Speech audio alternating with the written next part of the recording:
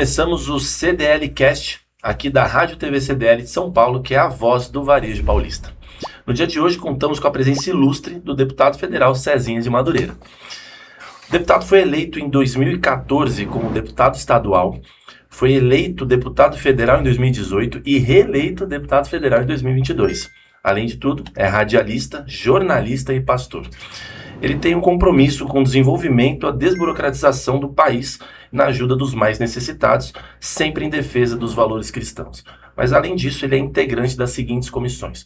Como titular, Comissão Especial da Imunidade Tributária, Comissão de Comunicação e Comissão Externa para monitorar obras do túnel Santos-Guarujá.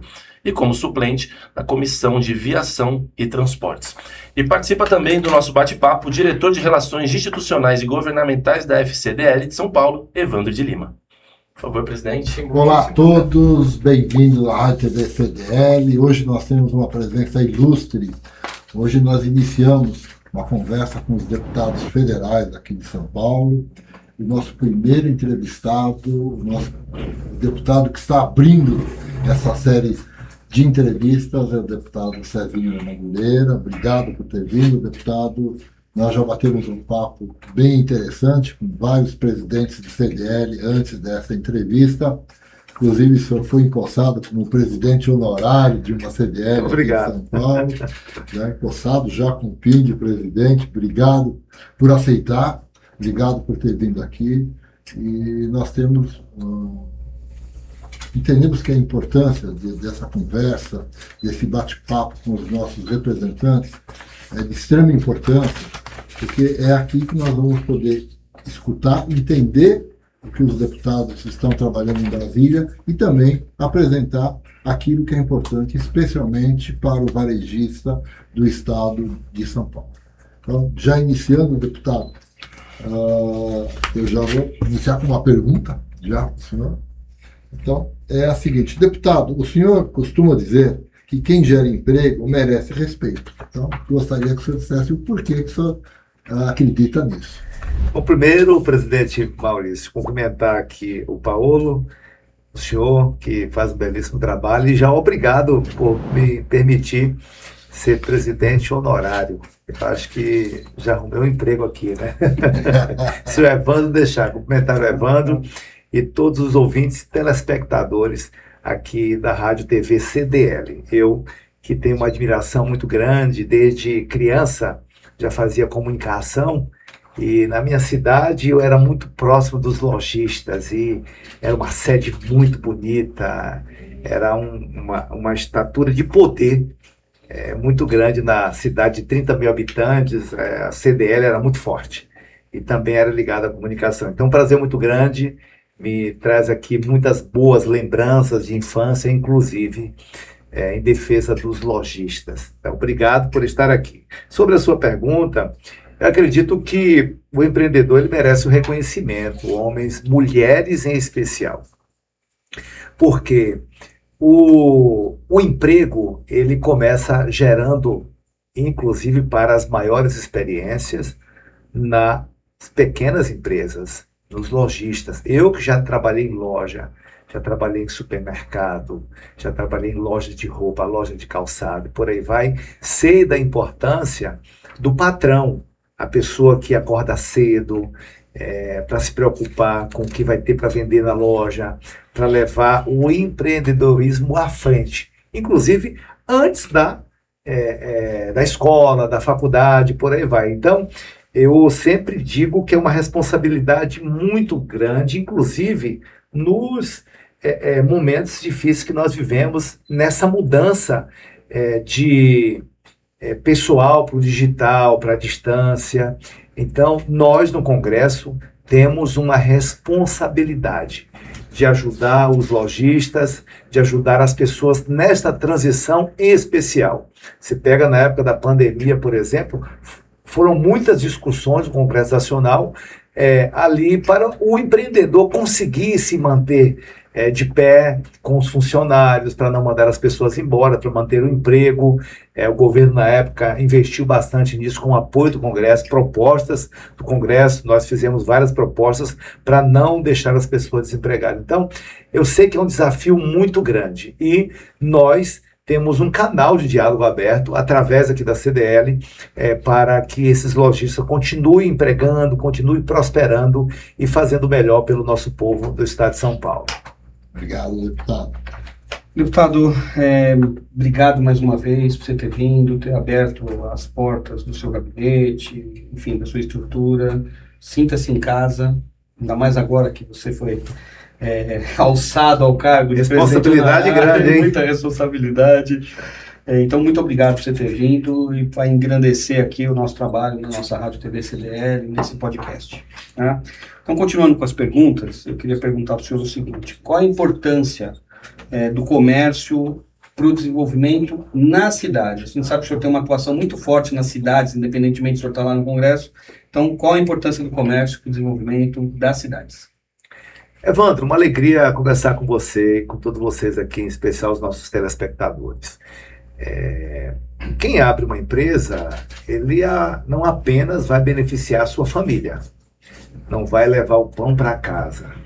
Quem abre uma empresa, ele está beneficiando a sua família e outras centenas ou milhares de famílias. Nós temos exemplo aqui no estado de São Paulo de empresas que começou ali com os familiares e hoje tem 2, 3 mil funcionários. Seria 2, 3 mil famílias sendo beneficiadas. Então, eu costumo dizer que a responsabilidade é toda nossa no Congresso Nacional, quando colocamos uma digital lá para uma mudança. Eu tenho vários exemplos, inclusive na época da pandemia, de pessoas que não sabiam como fazer a transição. Eu me recordo de uma senhora que tinha uma empresa de marmitex.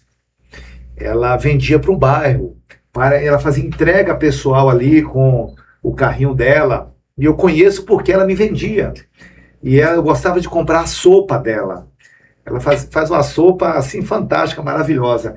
E na época, Pio, ela pergunta para minha noiva, falou assim: como é que eu faço para botar isso aqui na internet se eu não consigo sair de casa, que esse João Dória fechou todo mundo aqui na época que não fica em casa?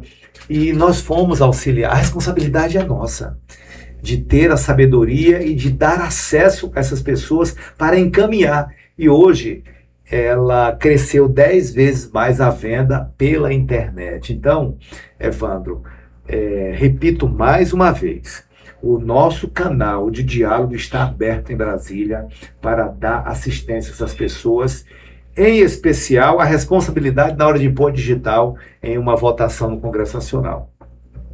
Bom, deputado, seguindo, vou fazer na verdade são 2 perguntas, eu ia dividir com o Evandro, mas eu vou me apropriar da parte do Evandro. E como o senhor disse que muitas CDLs, o empresário de forma geral, Sim. faz um trabalho importante no fomento do comércio e desenvolvimento local. Uhum. Agora, a pergunta que fica como o senhor acha que o lojista, ou a população em geral, mas aí que falamos pelo lojista, possa ser ouvido mais lá em Brasília? Como é que nós chegamos nos deputados? Porque a impressão para todos nós que Brasília é tão distante, o deputado está num outro patamar, num outro universo, e muitas vezes nós deixamos de ser ouvidos, nós deixamos de propor mudanças importantes que vão melhorar a relação de emprego e renda no país, mas como é que nós podemos chegar no deputado sozinho lá em Brasília, ou aqui no escritório dele para ter essa demanda? Como é que é isso? Olha, Maurício, isso é muito fácil para começar. Eu digo por mim e por vários outros colegas. As pessoas acham, às vezes, impossível chegar a falar. E é difícil mesmo, às vezes, você receber 100 pedidos de pessoas que não têm a representatividade. Eu tenho, ao longo dos anos, assim, sem restrição nenhuma. Quando chega uma associação, eu quero conversar, eu quero ouvir. Eu me recordo que chegou há um tempo atrás uma associação que representava a Guarda Municipal. E nós paramos para ouvir. É difícil, às vezes, conversar com os 513 e os 81 senadores.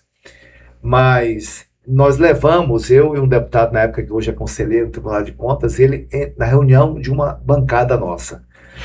E ali começou o embate das demandas. Aí já se juntou um pessoal do Rio de Janeiro, que tinha um deputado que era de guarda municipal, que começou a fazer um fomento naquela conversa. Daqui a pouco todos os líderes estavam envolvidos. É importante sempre um deputado levar a demanda para um líder, porque o líder ele fala para 50 de uma vez, ele assina por 50 numa bancada. Você pega, por exemplo, a bancada do PT, tem quase 100 deputados. Você fala com o líder, você está falando com 100. A bancada do PL tem 115 deputados. Você fala com o líder, você está falando com 115. Mas para isso precisa de um acesso. Eu, inclusive, quero me colocar à disposição aqui da CDL. Qualquer demanda de lojista, com uma que chegou já essa semana em uma das nossas reuniões com o Alexandre, com o Pio, lá de São Caetano, e também com o Evandro, e nós já fizemos um contato ali para abrir uma porta. A partir daquela porta aberta, começa a acontecer o diálogo. Então, o contato é fácil. A porta está aberta, em especial para o lojista, em especial para o comerciante de pequeno porte, que às vezes não tem com quem falar. E não é por ser deputado federal que não dá para falar no município. Dá sim. Nós temos portas abertas nos municípios para levar as demandas também. Eu, por exemplo, estou à disposição para discutir os temas para ajudar a nossa população através do empreendedor. Bom, você disse só para... a sociedade precisa estar organizada para levar as demandas para quem o representa. Exatamente. Não dá para falar um a um, seria impossível e não daria tempo. Então... Já ouviu falar na frase Torre de Babel, né? Quando você atende 100 de uma vez com opiniões diferentes, você não consegue agradar a todos, porque cada um quer de uma forma diferente. Quando a associação ou quando a federação, aqui no caso da CDL, leva uma demanda, é porque já ouviu a maioria. Então, você consegue fazer o meio termo ali para conseguir atender a todos. Um fica mais bem atendido, o outro fica mais ou menos, mas dá para atender todos. Então, o senhor está dizendo que através da representatividade institucional, que uma associação, seja ela qual for, quando vai ao deputado, ele entende que aquilo já foi filtrado, então estamos levando as demandas, e ele aí vai analisar aquelas que são possíveis e que ele pode atender. Exatamente, Evandro. Eu defendo que o poder público ele precisa estar ao lado da sociedade, em especial do empreendedor. Precisa estar do lado de quem produz, de quem faz acontecer. Como é que isso acontece? Através das associações, através da representatividade. Eu, por exemplo, quando eu vou lá buscar voto para ter...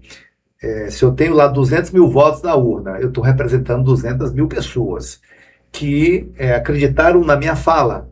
Então, eu tenho que ser fiel a esta fala para tentar reproduzir para os 512 lá, e o 513, aquilo que eu penso e tentar fazer essa pauta andar. E como é que a gente consegue ouvir esses 200 mil eleitores que votaram em mim? Através dos representantes, através dos líderes que traz as demandas. Olha, eu tenho aqui a associação tal dos caminhoneiros, que trouxe a demanda tal, vamos lá levar. Às vezes a demanda, aos nossos olhos, é impossível. Quando você senta na mesa para dialogar, acha uma saída. Me recordo que eu recebi uma associação de São Paulo com uma mãe que estava chorando na época para resolver um problema de plano de saúde, que a criança tinha autismo e não conseguia o atendimento. Por uma decisão judicial, o plano não atendia. A partir daquela mãe e daquela associação que estava representando, o pessoal foi inteligente. Foi a presidente da associação com a da federação e levou uma mãe. E dali partiu um diálogo que virou uma lei, já no mês seguinte, que é a Lei 14.454 de 2022, que tornou obrigatório o atendimento a essas mães, essas famílias. e é um sucesso muito grande. Então, o que eu quero dizer com isso? Quando o representante nos traz a demanda, ela vai ser ouvida. Então, eu deixo aqui o meu recado aos lojistas, ao empreendedor, aos filiados aqui, a quem nos ouve e nos assistem na rádio, no YouTube, que procure sua associação, no caso aqui, a CDL, que você vai ser ouvido, tenha certeza disso, a porta está aberta, escancarada. Obrigado, deputado. Muito bem, eu queria agora, deputado, fazer uma pergunta um pouco mais sobre um problema recorrente que as pesquisas têm mostrado, principalmente para os nossos associados, enfim, os lojistas, varejistas de forma geral, que é sobre as bets. Né? Esse problema é difícil. Pois é. Então, as apostas, né, elas estão redirecionando o orçamento das famílias brasileiras. Segundo a revista Forbes, entre 2003 e 2026, retiraram 144 bilhões do comércio. Né? Então, a pessoa deixa de comprar porque ela gastou o dinheiro dela jogando. Só para você ter uma ideia, 144 bilhões, esse montante equivale a quase 2 natais, né, para o setor. Ou seja, os lojistas deixaram de arrecadar 144 bilhões de reais referente a 2 natais porque as pessoas jogam, né, que representa uma mudança direta na intenção de compra da pessoa. Isso sufoca o varejo físico, o e-commerce, e leva muitas famílias à inadimplência. Né? Teve várias ações para tirar as famílias saíram e voltaram para a inadimplência porque continuaram jogando. Né? Tudo isso para te perguntar o seguinte: o que o senhor pensa em relação a isso e o que o senhor acredita que seja realmente possível fazer a esse respeito? Evandro, eu sou contra qualquer tipo de jogo. Exceto quem é corintiano aí, né? Vou jogar futebol. Opa, tem. Tamo junto. A maioria, ainda tem a maioria na mesa, Evandro, então eu acho que você ficou quieto. Eu sou palmeirense, desculpa. Tá em casa também. Olha, isso é um mal na sociedade. Nós lutamos muito no Congresso Nacional contra o jogo de azar, contra qualquer tipo de jogo. E hoje, na maioria das vezes, Evandro, essas empresas, elas são ilegais. E isso é um papel do governo ter que fiscalizar, fechar, porque o nosso povo merece respeito. Foram colocados vários gatilhos, vários entraves ali para a aprovação de jogos que nós não concordamos com nenhum deles. Sabe por quê, Evandro, Maurício, Paulo e todos vocês? A nossa população não está educada para isso. Algumas pessoas usaram um discurso no Congresso: olha, mas no país tal é legalizado. Mas lá foi uma história longa que, ao longo dos anos, só se muda um país com educação, a partir de quando nasce a criança. De quando nasce. Aí começa a educação e a mudança no país. E esses países, eles tiveram encaminhamento para isso. E são bem menores que o Brasil. O Brasil é um continente. Então, nós precisamos lutar contra este tema. Eu sou contra o jogo de azar. Mas, infelizmente, tem muita gente no Congresso que é a favor. Isso aí tem que se tornar crime, um crime inafiançável. Em especial para aqueles que não estão legalizados. Aqueles que o governo já legalizou tem que colocar regra muito pesada para o aposentado, principalmente. Eu vi os números de aposentados que estão endividados. Eu contei para vocês aqui de um amigo que é um colega que eu soube que está com uma dívida de 12 milhões porque começou a jogar no celular. Isso tem que ser proibido.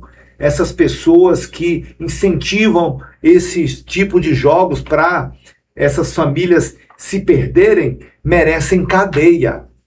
O Brasil merece respeito, o nosso povo. E está aí escrito, olha aí, 144 bilhões. 144 bi saiu do comércio local, por quê? Do jogo de azar. Em especial, as mulheres e os aposentados estão sofrendo porque o governo não se manifestou. O governo precisa fiscalizar.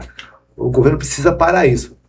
Olha, deputado, e o pior, né? Parte desse dinheiro, ou grande parte desse dinheiro, sai do Brasil. Que a maioria dessas empresas estão situadas fora do Brasil. E grande detalhe, ligado ao crime organizado. ligado ao crime organizado. O governo do estado, o governo federal, precisa fiscalizar, precisa montar grupo de fiscalização sobre essas empresas de aposta. O senhor falou uma coisa importante sobre educação. Eu também entendo que o país muda pela porta da escola. É lá Exato. que começa. Exato. Mas antes disso, a família. A família. São duas coisas. Família e escola, é isso que muda o país.